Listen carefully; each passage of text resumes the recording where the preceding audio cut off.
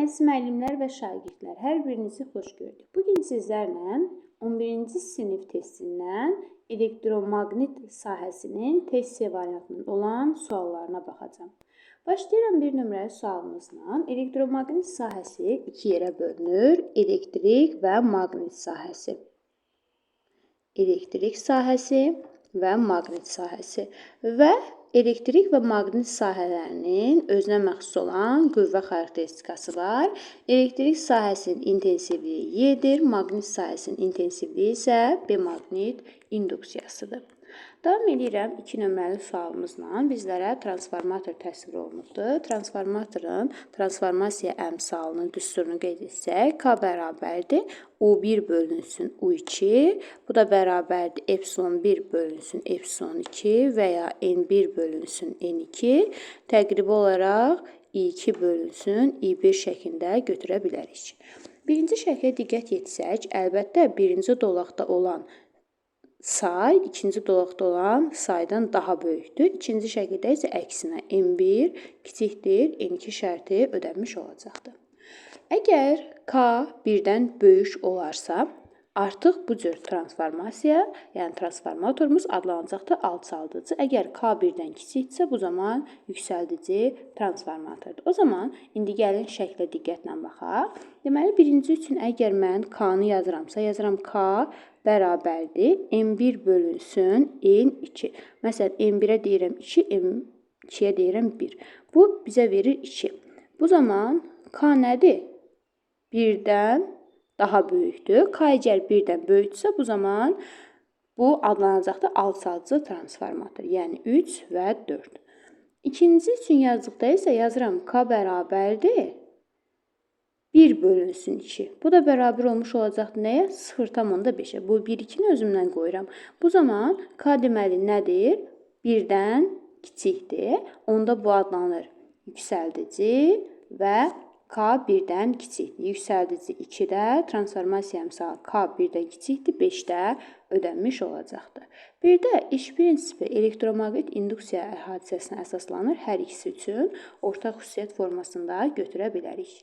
Davam edirəm 3 nömrəli sualımızla. Bir cəryanlı naqilində cəryanın istiqaməti şəkil müstəvisindən bizə doğrudur. İkinci cəryanın naqili isə şəkil müstəvisi üzərindədir. Birinci naqil maqnit sahəsi tərəfindən, ikinci naqilə təsir edən amper qüvvəsi hansı istiqamətdə yönəlmiş olacaq. Biz bilirik ki, əgər nöqtədirsə, mütləq şəkildə bu saat əqrəbin əksi istiqamətində olacaqdır. Bunun B maqnit induksiyası. Bu zaman həmin bu hissələri B maqnit induksiyası olduğunu qeyd edirəm. İndi keçirəm sol ələ. Sol əldə belə ki, B maqnit induksiya vektoru ovucuma daxil olmuş olur. 4 barmağım cəryan istiqamətində, onda baş barmağım mənə doğru yönəlmiş olacaqdır. Bu zaman buradan deyə bilərik ki, F amperin istiqaməti nöqtə formasında olmuş olacaqdır.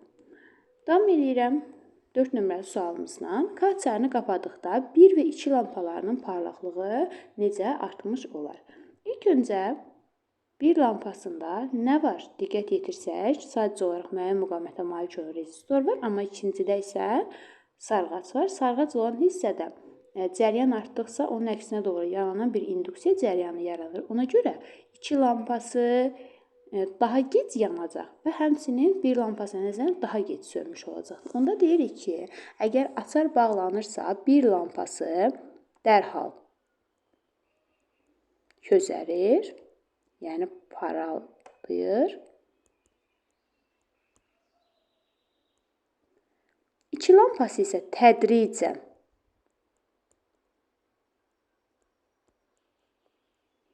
bunu da dedik ki, sarğac olan dövrədə adətən daha gec yanır və daha gec sönməsi baş vermiş olacaqdır. Sonra davam edirəm 5 nömrəli sualımızla. İnduksiyası 5 Tesla olan və şəkil müstəvisindən bizə doğru yönəlmiş bir cins maqnit sahəsində 3 naqilə şəkildəki kimi hərəkət etdirilir. Naqildə yaranan induksiya elektrik hərəkət qüvvəsini hesablayın. Belə ki, elektrik hərəkət qüvvəsinin düsturu epsilon bərabərdir B V L ifadəsidir. Burada məsələn epsilon 1 üçün hesablayıramsa, yazıram induksiyanın qiyməti 5, N-in qiyməti 40 cm-dir. Burada 2L-dir. Yəni 2 vurulsun 40, eləyəcəkdir 80 sm, o deyəcək 0,8 metr. Vurulsun sürətimiz də 2. Bu da eləyəcəkdir 8. Epsilon 2 üçün hesablayıramsa, yenə 5 vur 0,8 vurulsun 2. Bu da bərabərdir 8-ə. Epsilon 3 üçün hesabladıqda isə 5 vurulsun elin qiyməti 0,4, sürət də 2 dəfə artırmaq 4 deməkdir. Bu da bərabər olmuş olacaqdır. Yenə 8 volta. Bu deməkdir ki, epsilon 1 bərabərdir epsilon 2-yə. Bu da bərabərdir epsilon 3-ə. Davam edirəm. 6. Bir cins maqnit sahəsində cəryanlı naqilə təsir edən amper qüvvəsi istiqamətini müəyyən edin. Belə ki, şəkil əlimizin üstünü görür, sol əlimizin üstünü 4 barmağımız. Cəryan baş barmağımız isə bizə amper qüvvəsinin istiqamətini göstərəcəkdir. Bu zaman amper qüvvəsi yuxarıya doğru yönəlmiş olar. Cavab. Davam edirəm 7 nömrəli sualımızla. Uyğunluğu oxlarla göstərin. İlk öncə deyir ki, sabit cəryan mənbəyinə qoşulmuş. Sabit cəryan mənbəyinə qoşulub açılmış. Sabit cəryan mənbəyinə qoşulubsa mütləq şəkildə U konstant. Qoşulub açılmışdı deyirsə, Q bərabərdir konstant. O zaman bunu qeyd edə bilərik. Sonra Q bərabərdir CU-ya əsasən epsilon 0S bölünsün D vurulsun U yazıram. Bu zaman Q deyilən tərs aslıdır. S-dən isə düz aslıdır. Bu zaman 1 də aid olmuş olacaqdır bura. Sonra sabit cəryan mənbəyinə qoşub Q-nün sabit qiymətində deməli ikinciyə aiddir 2. Bir də ki, onu da təyin edəcək. U bərabərdir Q bölünsün C-də. Bu da bərabərdir Q D bölünsün epsilon 0S. Bu zaman U S-lə tərs mütənasib asılılıq əmələ gətirmiş olacaqdır. Davam edirəm. 8 və 10 nömrəli tapşırıqlarımız situasiya əsaslı suallardır. Yəni, verilmiş məlumatlara əsasən tapşırıqları yerinə yazmalıyıq. Mobil telefonun enerjisi tükəndi. Telefonu əl vasitəsilə işləyən portativ dinamo maşını qoşub dəstəyini tez-tez sıfırladaraq telefonu akkumulyatorunu yüklədilər. Bu zaman 8 nömrəli sualımızda deyir ki, dinamo maşının hansı enerji çevrilməsi baş verdi? Burada diqqət etsək, o qolu hər dəfə biz fırlatdırıqsa hərəkət enerjisi, yəni mexaniki enerjidir. Mexaniki enerjiyə hansı enerjiyə çevirdik? Elektrik enerjisinə. Bu zaman 8 nömrəli sualımızın həlli üçün yazırıq ki, mexaniki enerji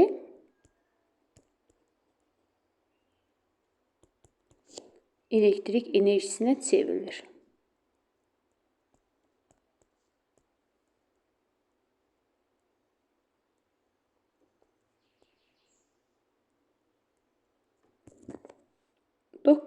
Dinamo maşının dəstəyinin fırladılması ilə elektrik cəryanının yaranması hansı fiziki hadisəyə əsaslanır? Elektromaqnit induksiya hadisəsinə.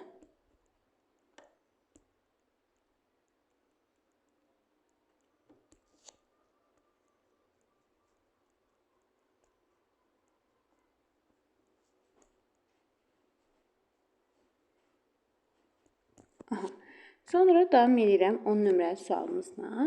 Deyir ki, cihazın gərginliyi 5 volt, cəryan şiddəti isə 400 mA olarsa, dəstəyi 5 dəqiqə fırladılarsa, telefon neçə joule enerji toplamış olar? Enerji W bərabərdir QU bölünsün 2 deyə bir düsturu var. Burada da Q-nün yerini yazıram. I vurulsun T vur U bölünsün 2-yə. Bu da bərabər olmuş olacaqdır. I-nin qiyməti 400 vurulsun 10 üstü -3 milli olduğuna görə 5 dəqiqəni saniyə çevirmək üçün 5 vurulsun 60 saniyə. U-nun qiyməti 5, bu da bölünsün 2. Bu da bərabər olmuş olacaqdır 600 joule. 11. Eyni müsbət yüklə yüklənmiş 1 və 2 kürəcikləri üfüqi səth üzərində bərkit edildi. Bu kürəciklər arasında 3 nöqtəsində yerləşdirilmiş mənfi yüklü kürəcik. İlk öncə burada belə deyək. Hər iki tərəfdən müsbət yüklər mənfini özünə doğru çəkir. Əgər mən bunu birazca ya sol tərəfə, ya sağ tərəfə hərəkət elətdirsəm, məsələn, tutaq ki, mən bunu sağa doğru hərəkət etdirirəmsə, mütləq şəkildə bu müsbətə doğru cəzb olunmuş olacaqdır və tarazlığı qoruyub saxlaya bilməyəcəkdir. Ona görə bu növ tarazlıq adlanacaqdır artıq dayanıqsız tarazlıq.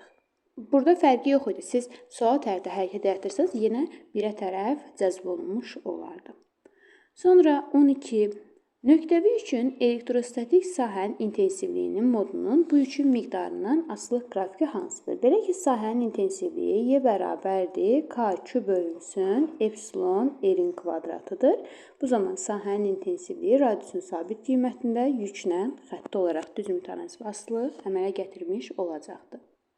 13. İki nöqtəvi yük arasındakı məsafəni 3 dəfə artırdıqda onlar arasındakı qulun qarşılıq təsir qüvvəsi necə dəyişər? F 1 bölünsün R kvadratından kvadratik olaraq tərs mütənasib asılıdır. Əgər mən məsafəni 3 dəfə artırıramsa, qüvvəm də mütləq şəkildə 9 dəfə azalmış olar, yəni A variantı. 14. Müsbət yüklənmiş keçirici kürənin elektrik sahəsinin A nöqtəsinin potensialı 60 voltdur. B nöqtəsinin potensialı nəyə bərabər olmuş olar? Yenə biz bilirik ki, F bərabərdir K Q bölünsün R-in ifadəsidir. Bu zaman F R-lə tərs mütənasib asılıdır. O zaman yazıram F B bölünsün F A-ya, bu da bərabərdir R A bölünsün R B-yə. R A-nın radiusu R-dir. RB-nin radiusu isə mərkəzinə olan hissə götürülür 3 R-dir. Bu zaman Fi B-nin qiyməti bizdə yoxdur, amma Fi A-nın qiyməti 60-dır. O zaman yazıram Fi B böl 60, bu da bərabərdir 1 bölünsün 3-ə. Buradan da Fi B bərabər olmuş olacaqdır 20-yə, yəni B variantına.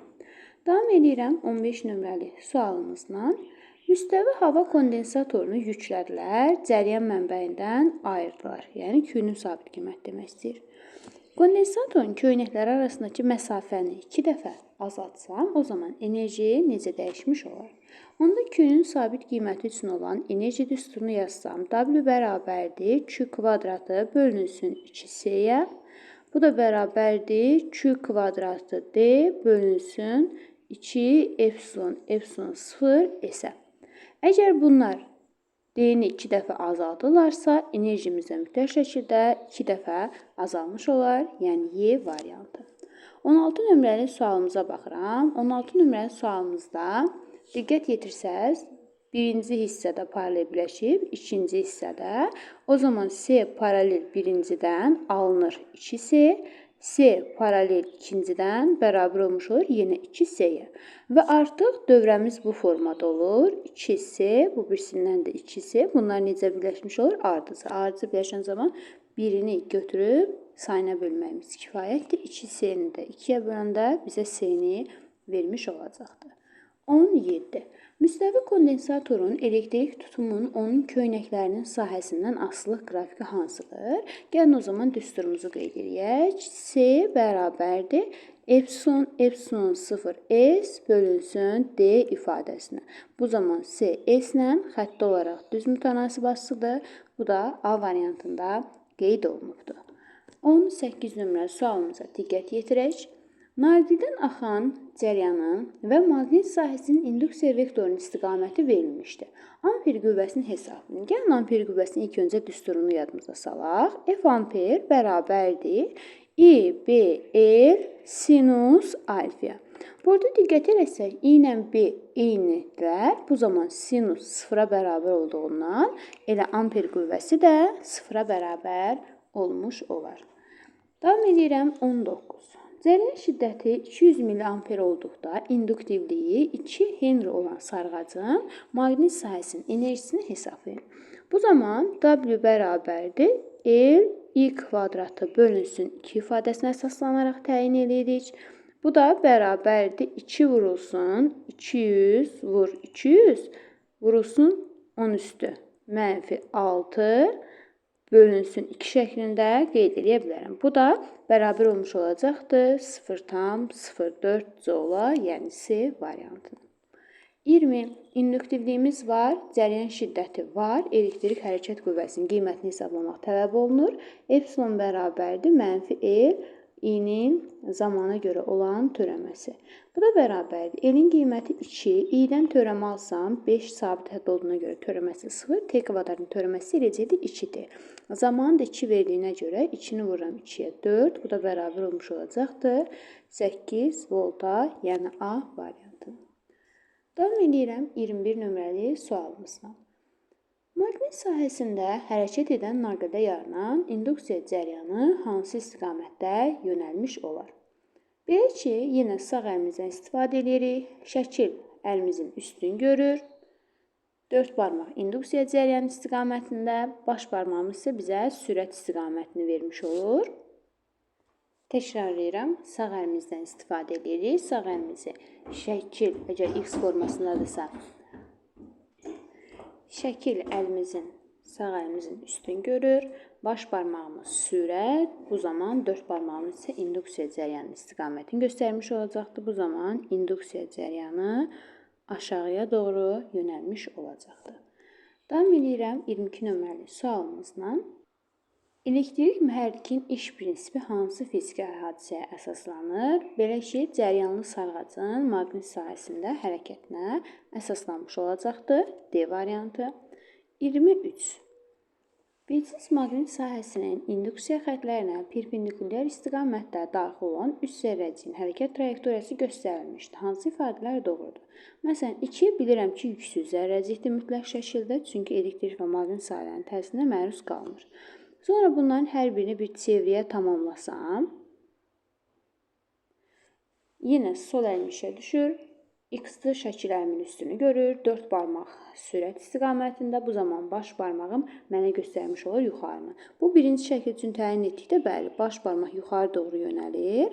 Deməli, bu müsbət yüklü zərrəcikdir. Amma şəkil 3-ə baxdıqda isə mütləq şəkildə bunu tamamilə çevrə çəkməliydim, mərkəzə doğru yönəlməyindən ötürü. Burada artıq qüvvə yuxarı doğru yönəlir. Biz də demişik, axı, mənfi olanda tərsinə doğru çevrilir.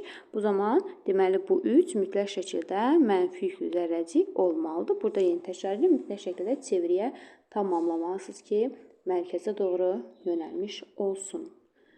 Sonra 24. Yükümüz var. İş var, bizə potensiallar fərqi, yəni U-nu istəyir. Bizim də düsturumuz A bərabərdir Q U ifadəsi. Buradan da ki, U-nu tapsam, mütləq şəkildə A-nı bölməliyəm Q-yə. Bu da bərabərdir 48 vurulsun 10 üstü mənfi 3 bölünsün 6 vurulsun 10 üstü mənfi 6. Bu da bərabər olmuş olacaqdır. 48 vurulsun 10 üstü müsbət 3 bölünsün 6-ya. Bu da bərabər olmuş olacaqdır. 8 kilovat. Sonra 25. Fiini verib, zamanı verib bizdən də elektrik hərəkət qüvvəsini istəyir. Elektrik hərəkət qüvvəsi bərabərdir mənfi fiinin zamana görə olan törəməsi. Bu da bərabərdir. 200 sabit ədəd olduğuna görə törəməsi 0. 2t kvadratın törəməsi edir 4-dir. Zaman da 3 olduğuna görə 4 vurulsun 3-dən. Bu da 12 volta bərabər olmuş olar. Davam edirəm 26 nömrəli sualımızla. Kondensatorun gərginliyini 60 volt artırdıqda, yəni U2 bərabərdir U1 plus 60-a, onun enerjisi 16 dəfə artmışdı. W2 bərabərdir 16 W1-ə. Gərginliyinin başlanğıc qiyməti, yəni U1-in qiyməti tələb olunur. O zaman düsturu yazsam, W bərabərdir C U kvadratı bölünsün 2-yə. W-U-la düz mütənasibətli olmuş olur. Onda belə yazıram. W2 kvadrat gözlə. W2 bölünsün W1. Bu da bərabərdir. U2-nin kvadratı bölünsün U1-in kvadratını. Hər iki tərəfi kök altına salsam, onda B olmuş olacaqdır. Kök altı W1, W2 daha doğrusu bölünsün W1. Bu da bərabər olmuş olacaqdır. U2 bölünsün U1-ə. W2 dediyimiz 16-dır. Davam edirəm o zaman. Yazıram 16 W1 bölünsün W1. Bu da bərabərdir. U2-ni yerinə yazıram. U1 plus 60 bölünsün U1-ə. Bu zaman W-lər gedir. 16-dan 4 çıxmış olur. 4 U1 bərabərdir. U1 plus 60-a. 3 U1 bərabərdir 60. U1 də bərabər olmuş olacaqdır 20-yə. Davam edirəm 27 nömrəli sualımızdan. Ona görə lövhəmizi silək. Bir cisim maqnit sahəsində çevrə üzrə hərəkət edən elektronun sürəti artarsa, radius bilirik ki, R bərabərdir. M V bölünsün QB düsturuna əsasən sürətlə düz asılır. Sürət artırsa mütləq şəkildə radius artmış olar. Fırlanma periodu isə T bərabərdir 2 pi M bölünsün QB ifadəsidir. Burada sürət olmadığına görə fırlanma periodu dəyişməz. Artıq biz 27 nömrəli sualımızı izah elədik. Kanalımız əgər sizlər üçün faydalı olursa, bəyənib abunə olmağı unutmayın. Davam edirəm 28 nömrəli sualımızla. Müstəvi kondensatorun tutumu hansı kəmiyyətlərdən asılıdır? C bərabərdir epsilon 0 S bölünsün D. Həmin bu düsturda olan kəmiyyətlərlə lövhələrin sahəsindən, lövhələr arası məsafədən və maddənin dielektrik nüfuzundan, yükdən və gərginlikdən asılı deyil. 29. Nöqtəvi mənfi Q0 yükünün sahəsində mənfi Q3 qapalı kontur boyunca hərəkət etdirilir. Yükün yerdəyişməsi zamanı görülən ki, müəyyənləşdirin.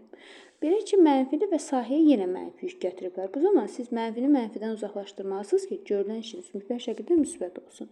Bu mənfi yükdən mənfinin uzaqlaşmasını göstərən hansıdır? 2-3. Deməli, burada görülən iş mütləq şəkildə müsbətdir. Yaxınlaşdırılan 5-1 hissəsində mənfidir. Bu da Y variantındadır. 0-da ekvipotensial səthlərdə 1, 2 və 3, 4, 4, 5. Bu da hardadır? A-dadır, C-dədir və D-dədir. Ekvipotensial səthlər bərabər potensial səthlər adlandırdığına görə görülən iş mütləq şəkildə 0-a bərabər olmuş olur. 30. Bir cisim elektrik sahəsinin qüvvə xətlərinin əksi istiqamətinə daxil olan zərrəciklər üçün uyğunluğu müəyyən edin. Sahənin intensivliyi bilirik ki, müsbətdən mənfiyə doğru, yəni müsbətdən çıxır, mənfidə bitmiş olur, mənfiyə daxil olur. İndi burada nə deyir? Proton intensivlik xətlərin əksi istiqamətində hərəkət edirsə əgər, burada qüvvə bunu mənfiyə tərəf cəzb edəcəkdir, amma sürət müsbətə tərəf gedir. Bu zaman mütləq şəkildə cisiminin sürəti azalmış olar. Yəni, bərabər yavaşayan hərəkət izah etmiş olar və sahə tərəfindən zərrəciyə təsir edən qüvvə də sahənin intensivliyi istiqamətindədir. Elektronda müsbətə tərəf aparıramsa, qüvvə də bu istiqamətdədir. Bu zaman sahə tərəfindən zərrəciyə təsir edən qüvvə sahənin intensivliyinin əksinə doğru yönəlmiş olur və F ilə V də eyni olduqlarına görə bərabər yeniləşən hərəkət icra edir. Neytrona gəldikdə isə neytron elektrik və maqnit sahələrinin təsirinə məruz qalmır. Ona görə də düz xətli bərabər sürətli hərəkət edərək yoluna davam etmiş olacaqdır. İnşallah növbəti videolarımızda müxtəlif mühitlərdə sabit cərəyana aid test izahlarını sizlərlə paylaşacağam. Əgər kanalım sizlər üçün faydalı olursa, bəyənib abunə olmağı və ən əsası da şərh bildirməyi unutmayın. Növbəti videolarda görüşmək üzrə.